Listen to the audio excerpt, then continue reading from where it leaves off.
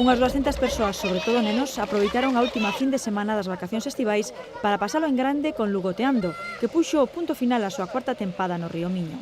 En Lugo, os asistentes puideron gozar de actividades como pádel surf, si scooter, os kayak ou as bolas acuáticas. Hay que darle así al mismo tiempo a las manos todo un rato así, y así avanzas y así das para atrás. Y si le das solamente a uno, le das la vuelta.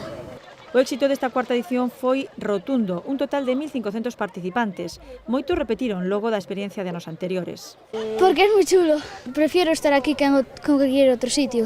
Porque nos gusta mucho venir y pasamos la tarde. La mayoría de la gente, sobre todo en estos sitios que ya se había ido, como son Foz o Lugo, por ejemplo, la mayoría de esta gente es gente que ya vino otros años.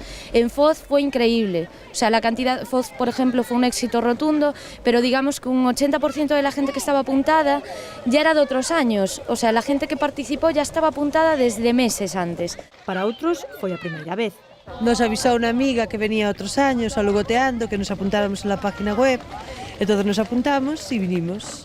E é que no caso de Lugo, por exemplo, co Lugoteando moitos lucenses están a descubrir o Muiño desde outra perspectiva. La primera vez que los trajimos no se quería meter ninguno en el río porque como ellos nunca se bañaron en él, no querían, tenían mucho miedo a meterse, pero al final los fuimos convenciendo y ahora imposible no traerlos.